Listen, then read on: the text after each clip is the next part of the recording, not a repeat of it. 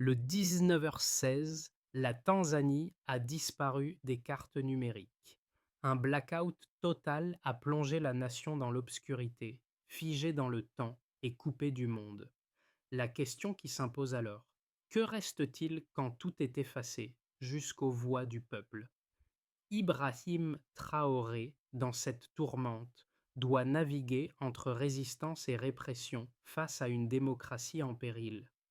Cette nuit-là, le destin de la Tanzanie s'écrit dans l'obscurité, et l'Afrique tout entière regarde. Ibrahim Traoré, un jeune leader charismatique de Burkina Faso, se retrouve face à un défi historique. La lutte pour la démocratie en Afrique est plus fragile que jamais, et son rôle déterminant dans cette lutte pourrait changer le destin de la région. Si les Africains se battent pour la liberté, Ibrahim doit incarner cette promesse. Le monde attend de lui une direction claire et ferme. Il ne s'agit pas seulement d'un combat pour le Burkina Faso, mais pour une Afrique libre et unie. Les enjeux sont colossaux: le contrôle croissant des régimes autoritaires, la répression des voix dissidentes et l'effacement de la liberté d'expression. Ibrahim Traoré se retrouve à un carrefour où chaque décision façonnera non seulement son avenir politique, mais celui de millions de citoyens africains. Il doit choisir: résister et risquer tout, ou céder et voir la démocratie vaciller définitivement sous le poids de la répression. Au moment où l'Internet s'est éteint en Tanzanie, une nation a disparu du monde numérique, laissant derrière elle une génération plongée dans l'incertitude. Ce blackout n'était pas un simple incident technique, mais un test de pouvoir orchestré par un gouvernement déterminé à effacer la voix de son peuple.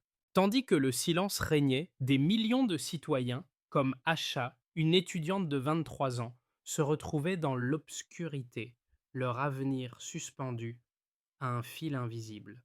Mais ce n'était pas qu'un problème tanzanien.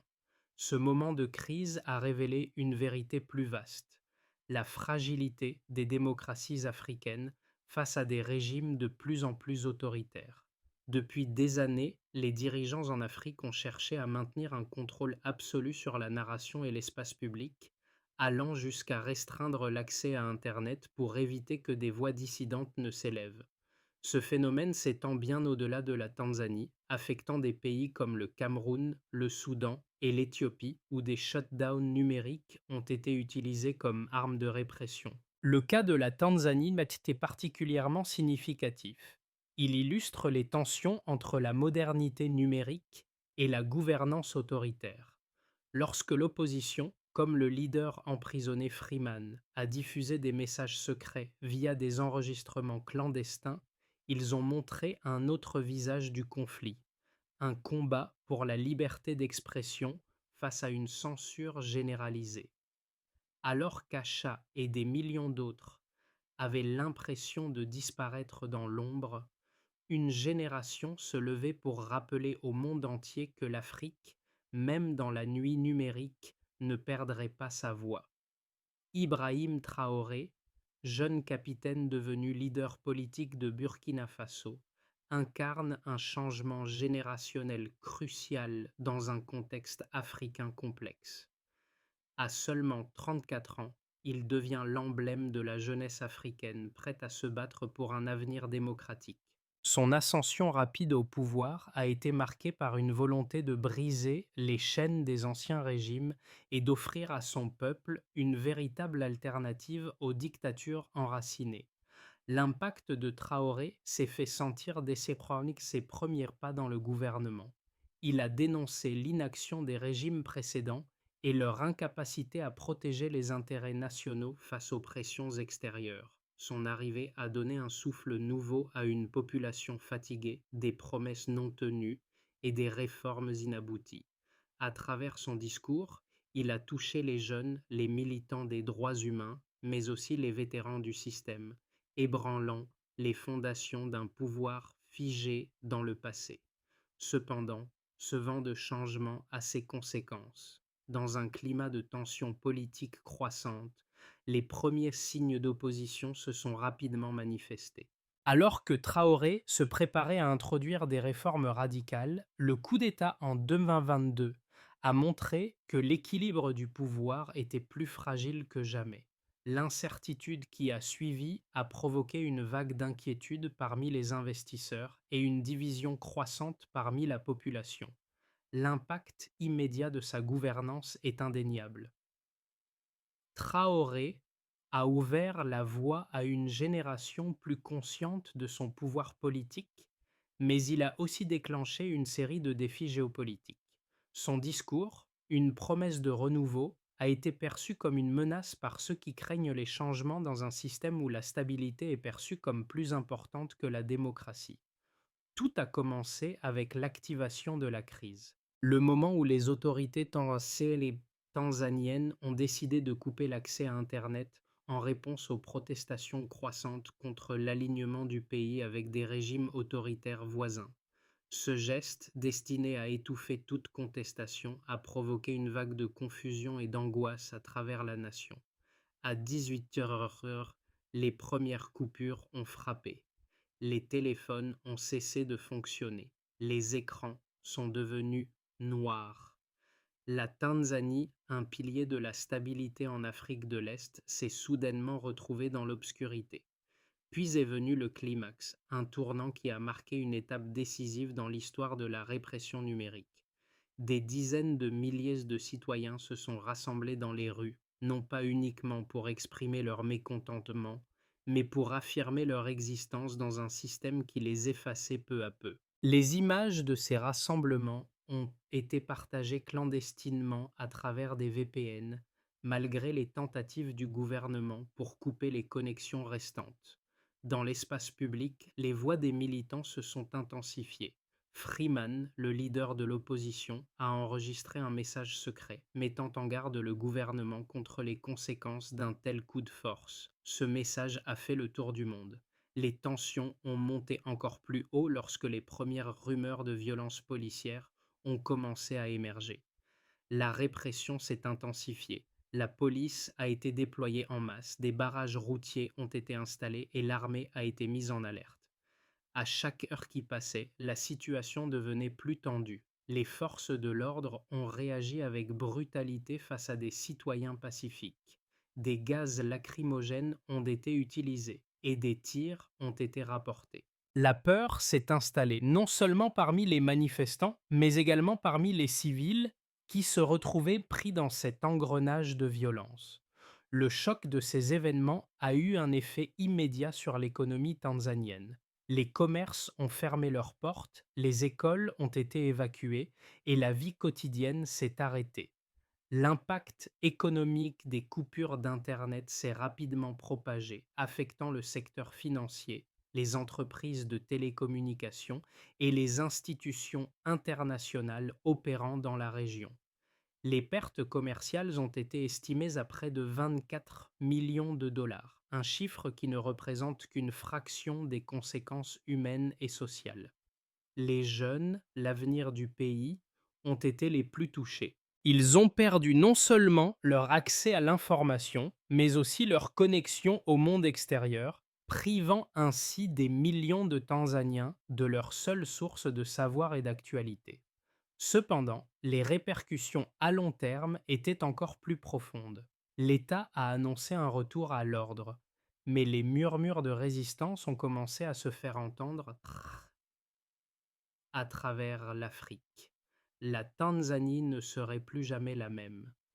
Les régimes voisins, inspirés par l'exemple tanzanien, ont commencé à mettre en place des mesures similaires pour étouffer les voix dissidentes. Mais ce qui était perçu comme une victoire autoritaire a en réalité semé les graines d'un soulèvement plus vaste. La fin de cette crise n'est pas encore écrite. Alors que l'ombre de la répression planait sur le pays, une étincelle de résistance est née. L'Afrique, comme un tout, commence à se réveiller.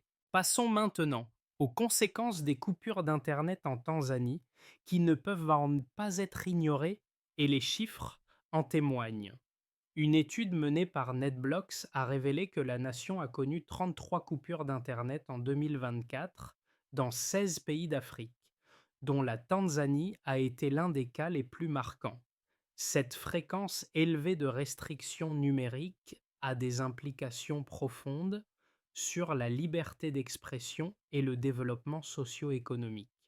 En effet, ces coupures affectent non seulement les communications, mais aussi l'accès à l'information et aux services en ligne essentiels.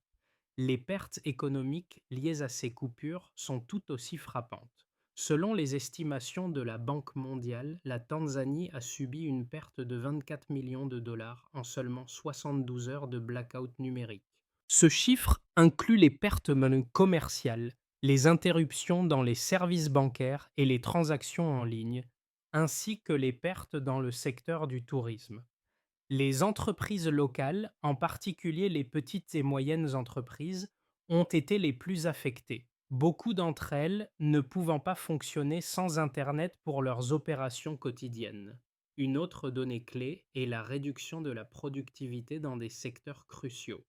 Le secteur éducatif a connu une baisse significative des performances avec 68% des écoles fermées ou partiellement fermées durant la période des coupures. Les étudiants qui comptaient sur Internet pour leurs recherches et leurs cours en ligne ont été gravement désavantagés, ralentissant leur apprentissage et leur progression. La fermeture des écoles a eu des répercussions sur des milliers de familles, principalement dans les zones urbaines où les enfants étaient dépendants des technologies éducatives. Le secteur de la santé a également été gravement perturbé. Les hôpitaux et cliniques, dont beaucoup dépendent des systèmes électroniques pour leur base de données de patients et pour l'approvisionnement en médicaments, ont connu des retards dans leurs services. Par exemple, 36% des hôpitaux ont signalé des interruptions dans la gestion des stocks de médicaments et des services de prise de rendez-vous pour les patients. Cela a affecté des milliers de patients, en particulier ceux qui nécessitaient des soins réguliers pour des conditions chroniques. Les réseaux sociaux ont également montré un impact quantifiable. Avant la coupure, la Tanzanie comptait plus de 10 millions d'utilisateurs actifs d'Internet, principalement sur des plateformes comme Facebook, Twitter et Instagram. Une étude a révélé que 91% des utilisateurs ont ressenti une perte de connexion émotionnelle et sociale pendant la coupure, ce qui a exacerbé la méfiance envers le gouvernement et la perception de la répression.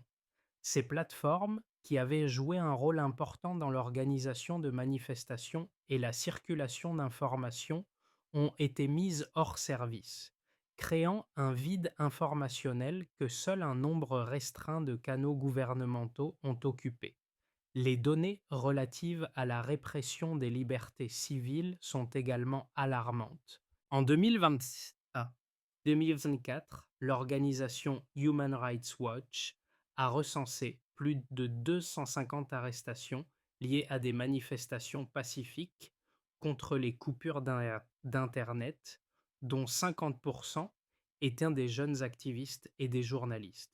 Ce chiffre illustre le climat de peur et de répression qui a suivi la coupure du réseau.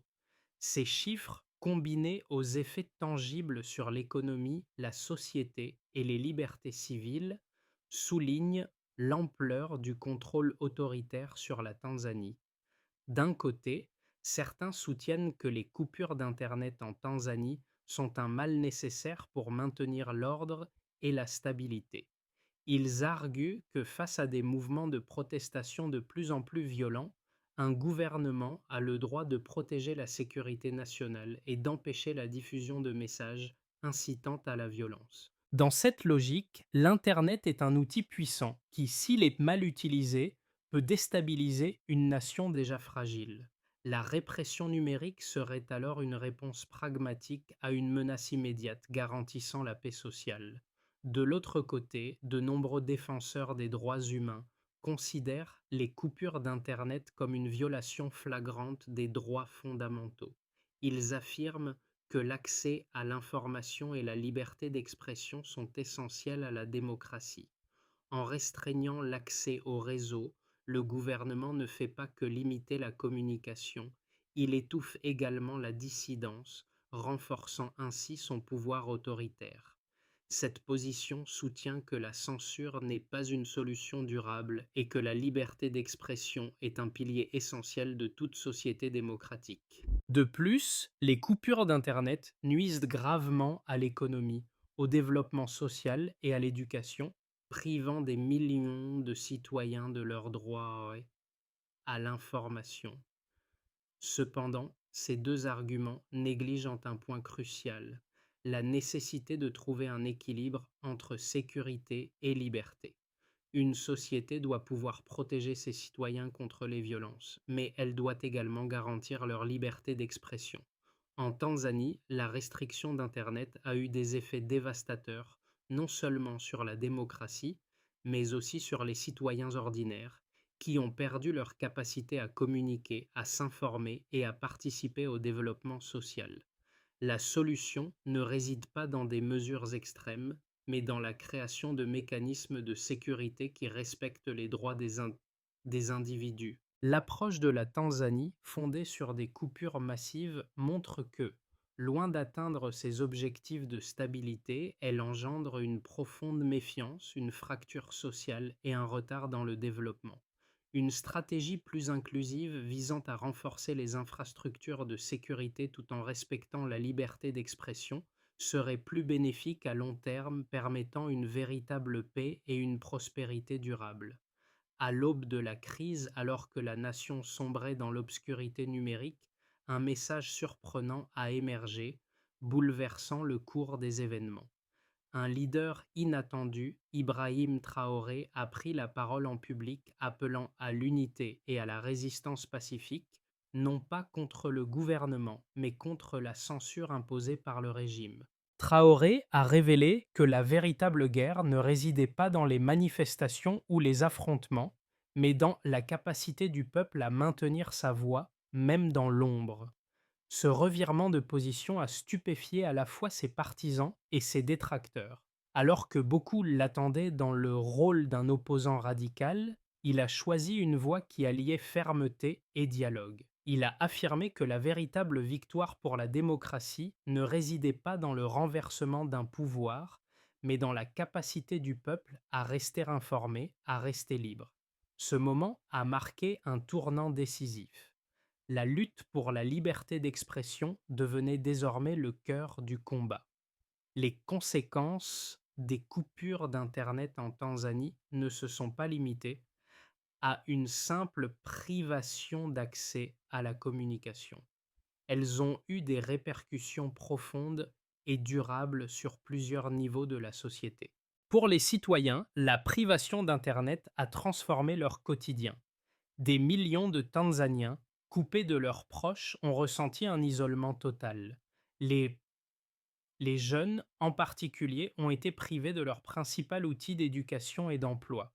Les entreprises ont souffert d'une perte de productivité colossale, notamment dans le secteur technologique où l'Internet est un outil indispensable pour les transactions et la gestion des données. Cette situation a conduit à une baisse de confiance dans les institutions publiques et à un renforcement des sentiments de désillusion parmi la population. L'absence de communication a également aggravé la peur et l'incertitude, rendant les citoyens plus vulnérables à la propagande étatique et aux rumeurs non vérifiées. Pour le gouvernement, la coupure d'Internet a temporairement éliminé un moyen efficace de communication pour l'opposition et les voix dissidentes. Cependant, cet acte de censure a renforcé l'isolement international de la Tanzanie et a mis en lumière les pratiques autoritaires du régime. L'impact économique de cette décision s'est également fait ressentir.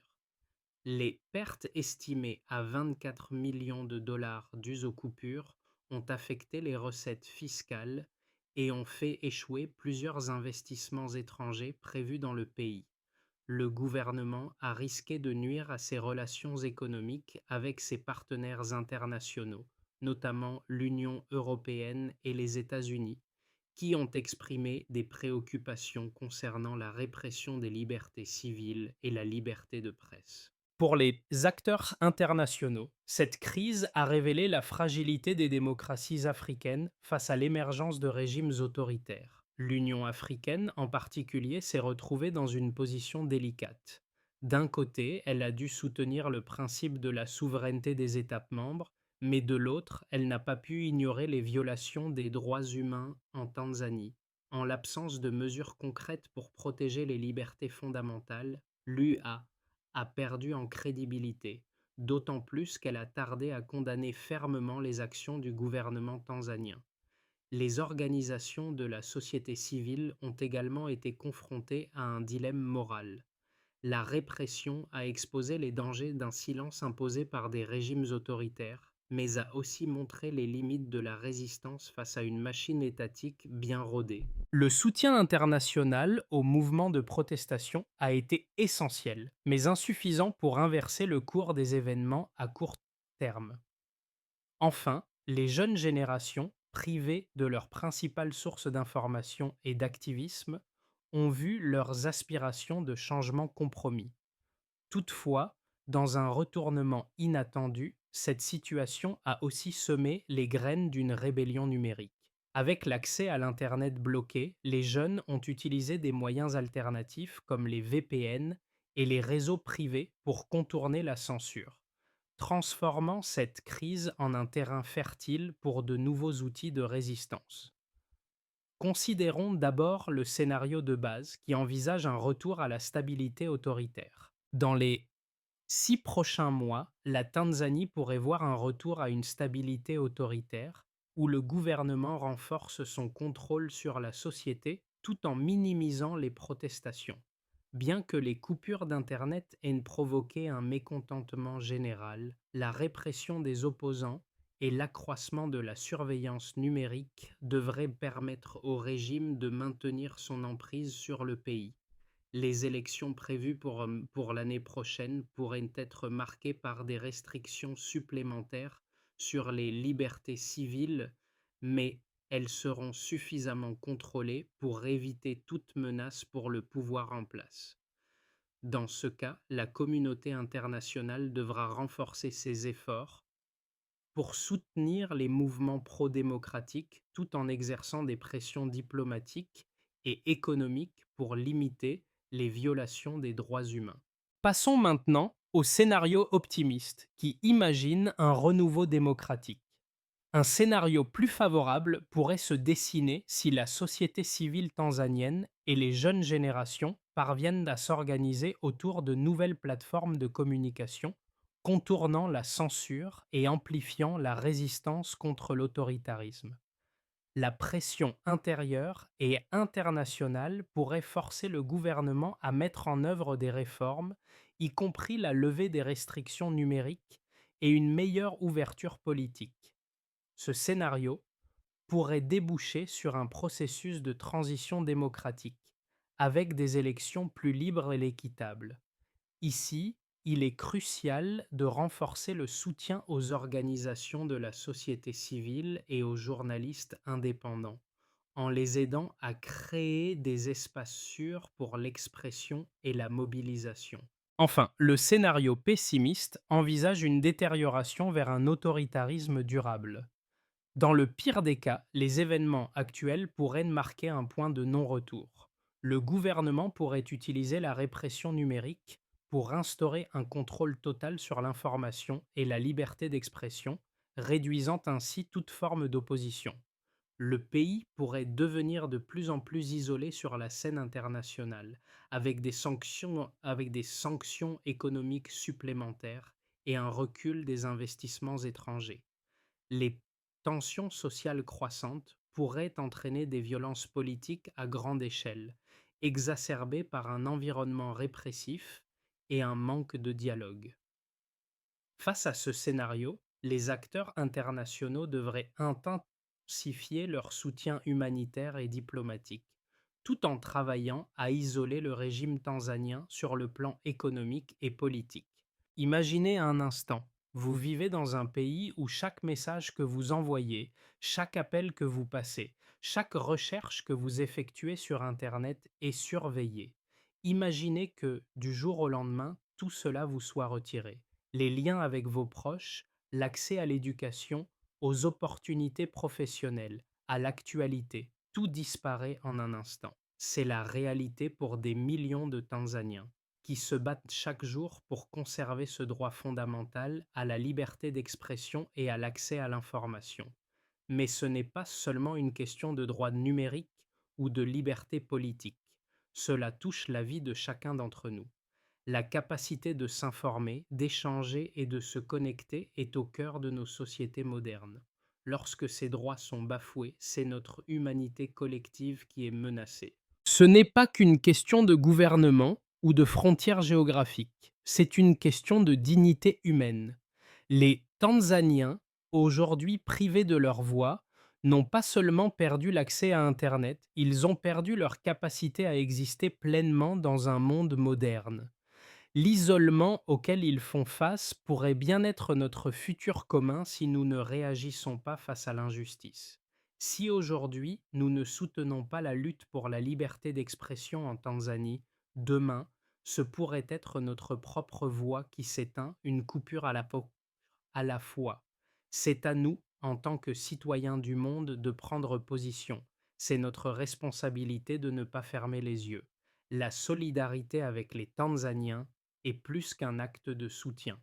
C'est un acte de préservation de nos propres libertés. Pour répondre à la crise actuelle en Tanzanie, il est essentiel de suivre un plan d'action clair et structuré. Voici les étapes nécessaires pour rétablir la démocratie et les libertés fondamentales dans le pays. La première étape consiste en la levée immédiate des restrictions sur Internet. Le premier pas vers la réconciliation numérique doit être la levée des coupures Internet. Cette mesure permettra non seulement de rétablir la communication entre les citoyens et avec le monde extérieur, mais aussi de rétablir la confiance du public dans les institutions du pays. Cette étape devrait être mise en œuvre dans les 30 jours suivant la reconnaissance officielle de la crise par les autorités. Ensuite vient le lancement d'un dialogue national. Un dialogue inclusif doit être initié entre le gouvernement, l'opposition, la société civile et les organisations internationales. Ce dialogue, supervisé par une organisation neutre comme l'Union africaine, permettra de définir un cadre pour des réformes politiques et économiques. Le dialogue devrait se tenir sur une période de 3 à 6 mois pour garantir une approche globale et transparente. Puis le renforcement de la liberté de la presse et des droits humains, la révision des lois restrictives sur la presse et la mise en place de mécanismes de protection pour les journalistes et les activistes sont primordiales. Le gouvernement doit s'engager à protéger la liberté d'expression et à garantir la sécurité des citoyens. Des mesures concrètes, telles que la mise en place d'une commission de la liberté de la presse, devraient être adoptées dans les 6 à 12 mois. Il faut aussi envisager des réformes économiques pour un développement inclusif. Un plan de relance économique doit être mis en place, axé sur la réintégration du secteur privé, l'encouragement des investissements étrangers et la création d'emplois pour les jeunes. Ce plan pourrait inclure des partenariats avec des institutions financières internationales pour soutenir les petites et moyennes entreprises. Un plan de réformes économiques devrait être mis en œuvre à partir de la fin de l'année. Enfin, l'assistance internationale et le soutien continu sont indispensables. Les gouvernements étrangers et les organisations internationales doivent fournir une aide humanitaire et technique pour soutenir ces réformes. L'UE et les Nations unies devraient garantir que la Tanzanie respecte ses engagements vis-à-vis des droits humains en échange de l'aide économique et politique. La lutte pour la liberté en Tanzanie est loin d'être terminée, mais l'espoir n'a jamais été aussi vif. Face à l'obscurité numérique, la lumière de la résistance brille plus fort que jamais. Chaque voix, chaque action de soutien à la démocratie en Tanzanie est un rappel de ce que nous avons tous en commun, le droit inaliénable à la liberté d'expression et à la justice. La répression peut effacer des connexions, mais elle ne peut pas effacer nos aspirations. Les jeunes Tanzaniens, les militants et les journalistes qui ont risqué leur vie pour préserver ce droit fondamental sont la preuve vivante que l'espoir ne se meurt jamais. Ils nous montrent la voie à suivre. À travers les frontières et les océans, leur lutte devient la nôtre. Si nous laissons cette crise se transformer en silence global, nous serons tous complices de la perte de notre humanité. Mais si nous agissons, si nous choisissons de soutenir ces voix étouffées, nous pouvons participer à la renaissance d'une nation et d'un continent. Le moment est venu de faire entendre nos voix. Le silence ne doit pas gagner. Ensemble, nous pouvons allumer la flamme de la liberté. Le changement commence avec nous, ici et maintenant. Ce n'est pas une lutte lointaine, mais une cause qui touche chacun de nous. Vous pouvez contribuer à faire une différence, que ce soit en partageant cette histoire avec vos proches, en soutenant des organisations qui œuvrent pour les droits numériques ou en vous informant davantage sur les enjeux de la liberté d'expression en Afrique. La solidarité n'a pas besoin de grands gestes. Parfois, un simple partage d'informations peut raviver une flamme d'espoir et rappeler à ceux qui luttent qu'ils ne sont pas seuls. L'histoire de la Tanzanie est l'histoire de millions de voix invisibles, mais ensemble, nous pouvons les faire entendre. Si vous croyez que la liberté d'expression est essentielle, si vous croyez que le silence ne doit pas gagner, faites entendre votre voix. Commencez aujourd'hui et soyez le changement que vous souhaitez voir dans le monde.